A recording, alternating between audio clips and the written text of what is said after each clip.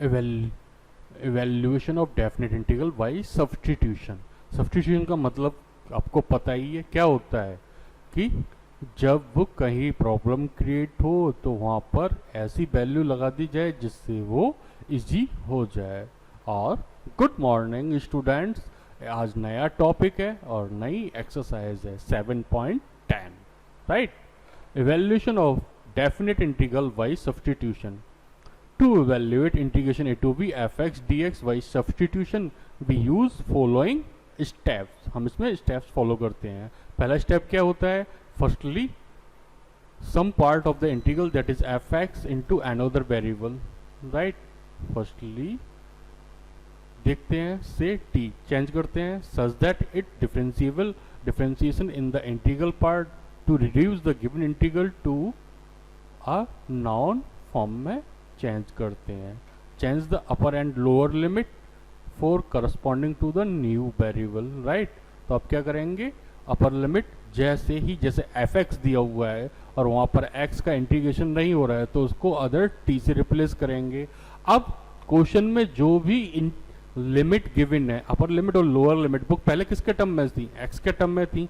और जब हम वेरिएबल चेंज कर रहे हैं, एक्स को टी से रिप्लेस कर रहे हैं, तो लिमिट को भी हमें x से t में कन्वर्ट करना पड़ेगा, right.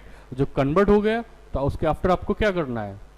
Integrate the new integral with respect to the new variable, ठीक है ना। इंटीग्रेट कर दिया, उसके बाद आप क्या करेंगे? लोअर लिमिट और अपर लिमिट को जो आंसर आया उसमें पुट कर देंगे और एक्सपेंड करके वैल्यू फाइंड आउट कर लेंगे। सबसे पहले क्या है, स्टेप्स देख लेते हैं क्या है। सबसे पहले पहला स्टेप क्या है कि जो भी वेरिएबल दिया हुआ है उसका अगर इंटीग्रेशन नहीं हो रहा है तो उस वेरिएबल को t से रिप्लेस कर दीजिए। किससे रिप्लेस करेंगे? t से रिप्लेस करेंगे। और अगर t से रिप्लेस नहीं होता है, t से रिप्लेस करेंगे। अब पहले जो लिमिट गिवन थी, अपर लिमिट और लोअर लिमिट गिवन थी, वो किसके साथ थी? x के साथ थी। लेकिन आपने x को किससे चेंज कर दिया, रिप्लेस कर दिया? t से रिप्लेस कर दिया। तो उन लिमिट्स को भी आप t से रिप्लेस करेंगे। उन लिमिट्स को भी आप किससे रिप्लेस करेंगे? t से रिप्लेस करेंगे, ठीक है ना। और फिर क्या करेंगे? उसे इंटीग्रेट करेंगे। इंटीग्रेट करने के आफ्टर जो आंसर आएगा उसमें पहले अपर लिमिट लगाएंगे की वैल्यू लगाएंगे, फिर लोअर लिमिट की वैल्यू लगा के उनको सब्ट्रैक्ट कर देंगे, क्योंकि f v minus f a होता है और जो आंसर आएगा वो आपका रिक्वायर्ड आंसर हो जाएगा। जैसे हमने यहाँ पर एक एग्जाम्पल लिया हुआ है। Example, evaluate the integral 0 to 1 tan inverse x upon 1 plus x square into dx। अब i इक्वल टू इंटीग्रेशन क्या है? 0 to 1 tan inverse x upon 1 plus x square into dx। अब हमें पता है कि tan inverse x का integration नहीं होता है, तो हमने पहले ही बताया कि जो ऑड लगे या जिसका इंटीग्रेशन नहीं पता हो उसी को t एज्यूम कर लो। तो हमने tan inverse equal to t assume किया, तो यहाँ से tan ये x इक्वल टू क्या मिलेगा हमें? x इक्वल टू क्या मिलेगा हमें? tan t मिलेगा। अब tan inverse x equal to t है, तो आप क्या करेंगे? इसका विद रेस्पेक्ट टू डिफरेंशिएट करेंगे तो dx upon 1 plus x square equal to dt मिलेगा। अब यहाँ पर x इक्वल टू कितना गिवन था? 1 गिवन था, तो t टेंस टू कितना हो जाएगा? पाई बाई 4, क्योंकि x इक्वल टू कितना? tan t। अगर आप x इक्वल टू 1 लगाते हैं तो कितने की वैल्यू होती है? tan पाई बाई 4 की वैल्यू होती है, जिससे आपको t इक्वल टू कितना मिलेगा?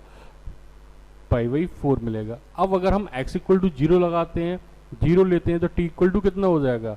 0, क्योंकि tan 0 की वैल्यू कितनी होती है? 0। तो लिमिट आपकी मिल गई 0 टू पाई बाई 4।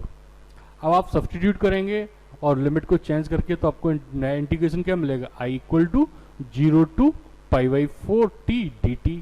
तो t का कितना हो जाएगा? t square upon t 2। अब आपको पता है कि कांस्टेंट बाहर ले लेते हैं और फिर जो इंटीग्रेशन आता है उसमें पहले अपर लिमिट लगाते हैं फिर लोअर लिमिट लगाते हैं, तो आपको कितना मिलेगा? i equal to pi 1 upon 2 integration 0 to और पाई अपॉन 4 का होल स्क्वायर माइनस 0 का स्क्वायर। तो आपको कितना मिलेगा? 1 upon 2 inside of bracket pi square upon 16 minus 0। तो 2 का मल्टीप्लाई करने पर आपको मिलेगा पाई स्क्वायर ओवर 32। ये आपका इंटीग्रेशन हो गया बाई सब्स्टिट्यूशन। अब नया एग्जाम्पल देखते हैं हम।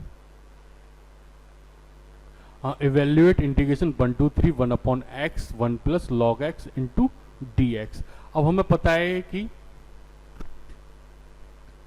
log x का इंटीग्रेशन नहीं पता है हमें, log x का इंटीग्रेशन नहीं पता है तो हम log x equal to t assume कर लेंगे, तो हमें मिलेगा 1 upon x equal d x equal to d t. अब जब हमने log x को t में रिप्लेस कर दिया तो हमें जो लिमिट है, लिमिट को भी t के टर्म्स में इंटरचेंज करना पड़ेगा। तो व्हेन x इक्वल टू 1 तो t टेंस टू कितना हो जाएगा 0, और when x equal to 3 t tends to कितना हो जाएगा log 3। तो हमारी लिमिट्स कितनी हो गई 0 to log 3।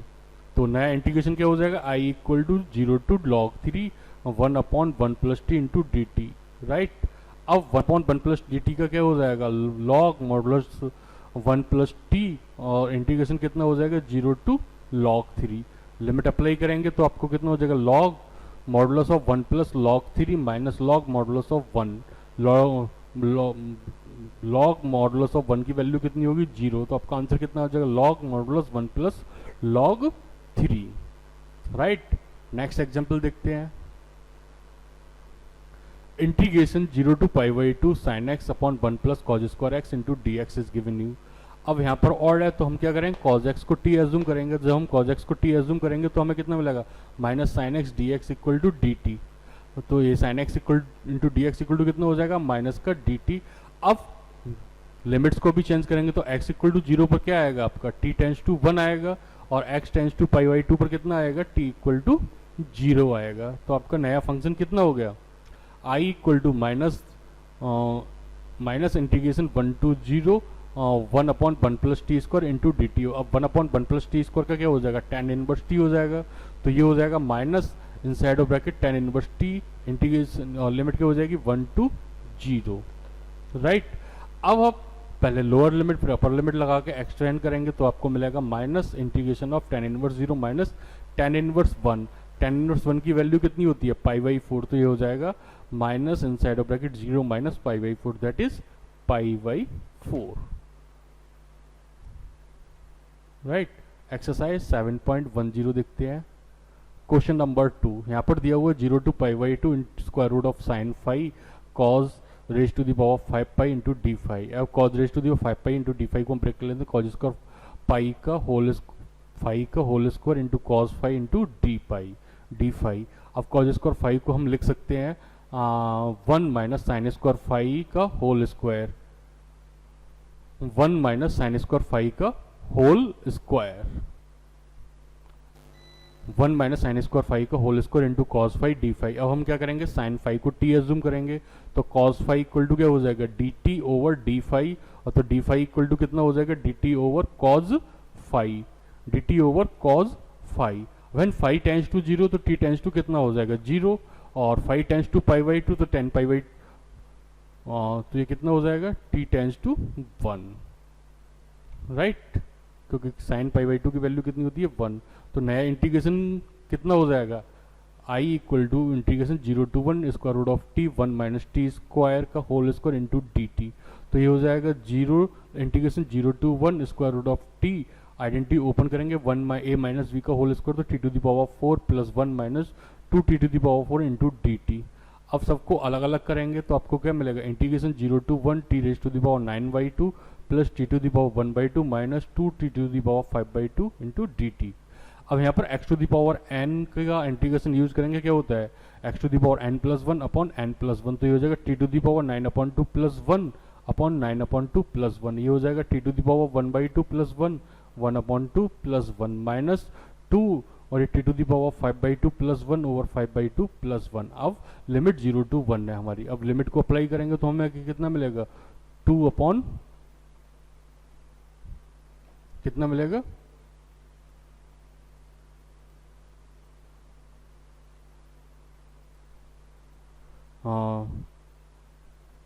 2 upon 11 plus 2 upon 3 minus 4 upon 7 minus 0, तो ये कितना हो जाएगा 42 plus 154 minus 130 2 upon 11 into 7 into 3, तो ये कितना हो जाएगा 64 ओवर 231। क्वेश्चन नंबर 3 है हमारा integration 0 to 1 sine inverse 2x upon 1 plus x square. तो इसको क्या करेंगे x equal to tan theta put करेंगे यहाँ पर, तो tan थीटा का इंटीग्रेशन क्या होता है sec square theta d theta equal to dx, और थीटा इक्वल टू कितना हो जाएगा tan इनवर्स x। लिमिट्स को चेंज करेंगे तो when x tends to 0 theta कितना हो जाएगा, theta tends to 0। When x tends to 1 तो थीटा टेंड्स टू कितना हो जाएगा पाई बाई 4, राइट। तो हमारा इंटीग्रेशन कितना हो जाएगा, i equal to 0 to pi by 4 sine inverse 2 tan theta upon 1 plus tan square theta d theta into sec square theta into sec square theta. तो ये कितना हो जाएगा 0 to pi by 4 sine inverse integration of sine 2 theta into sec square theta d theta.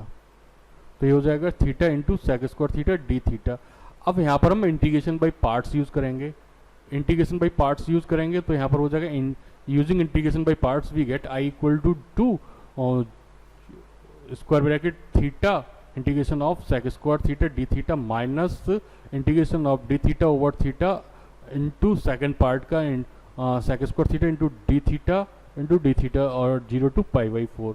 Integration of pi क्या होता है, first part integration of second part minus integration whole integration d over d theta over first function into integration of second function d theta whole integration. तो after integrating we are getting sec square theta का integration क्या होता है tan theta, और यहाँ पर भी sec square theta का इंटीग्रेशन कितना होगा tan थीटा, और tan थीटा का फिर इंटीग्रेशन करेगा क्या हो जाएगा log cos थीटा। इसके बाद हम लिमिट अप्लाई करेंगे तो हमें मिलेगा 2 pi by 4 to tan pi by 4 plus log modulus of cos pi by 4 minus 0 plus log modulus of cos theta. तो ये कितना हो जाएगा pi by 2 plus 2 log 1 upon square root 2 minus 0, right.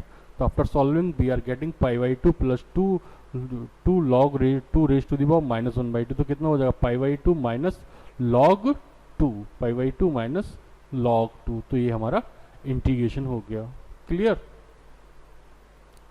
Question number 6, 0 to pi by 2 1 upon x plus 4 minus x square into d x. अब हम यहाँ पर क्या करेंगे, कंप्लीशन ऑफ स्क्वायर यूज करेंगे।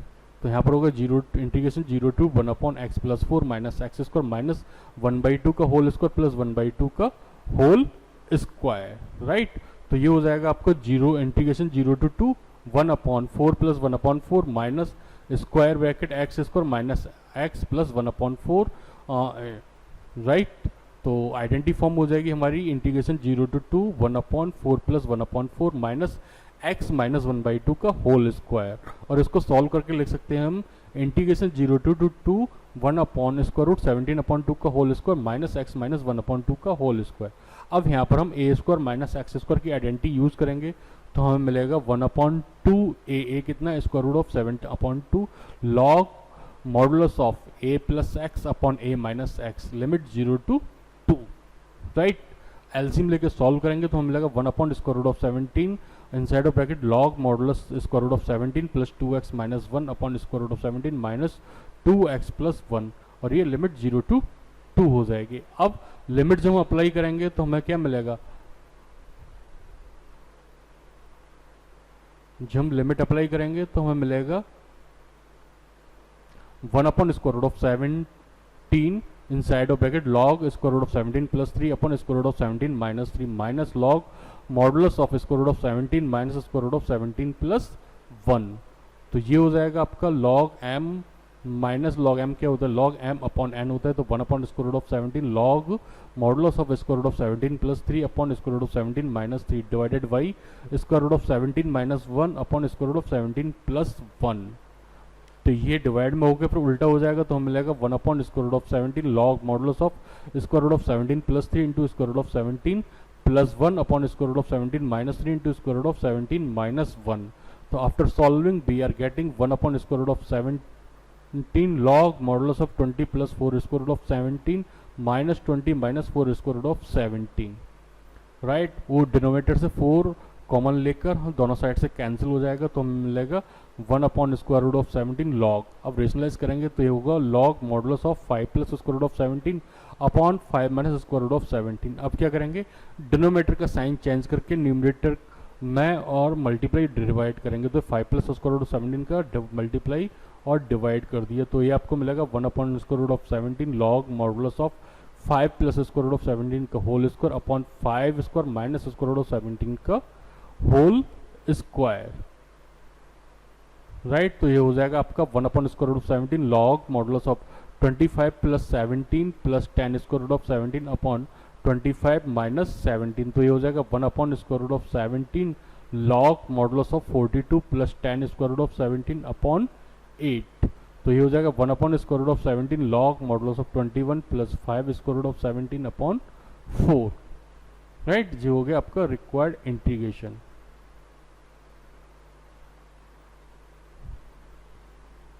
Question number 9, I equal to integration 1/3 to 1 x minus x cube raise to the power 1/3 upon x to the power 4 into d x. Right, तो इसमें से हम x cube raise to the power 1/3 outside common ले लेंगे, तो हमें मिलेगा inside of bracket x upon x cube minus x cube upon x cube raise to the power 1/3 into d x.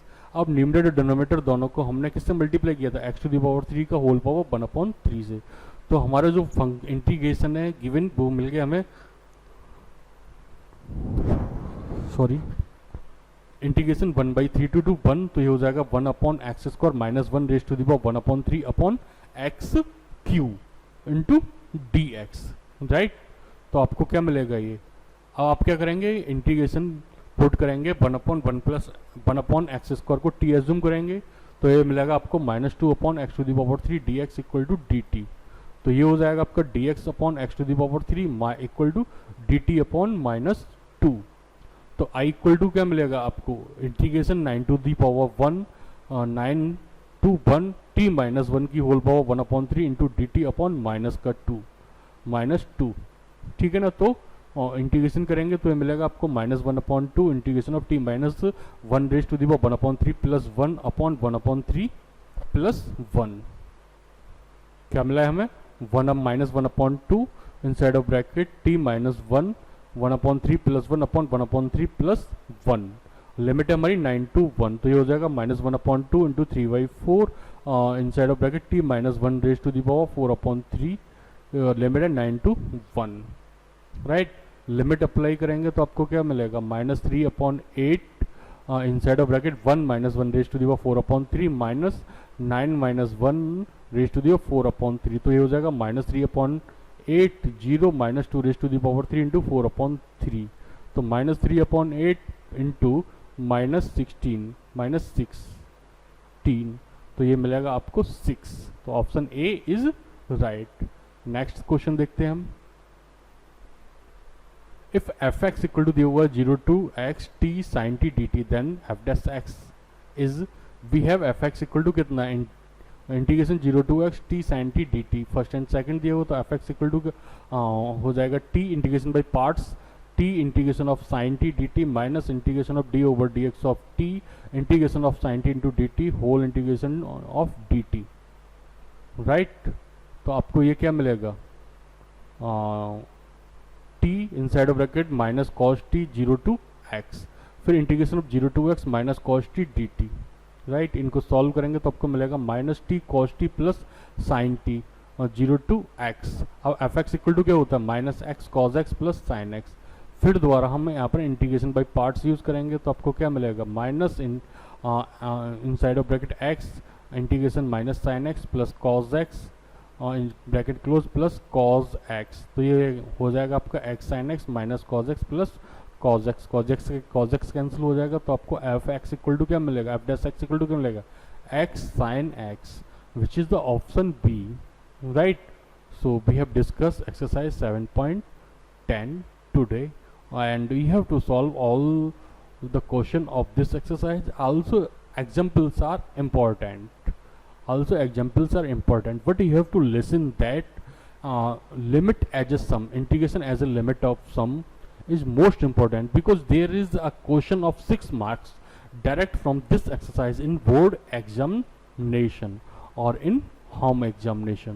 So you have to prepare that concept very well. Right.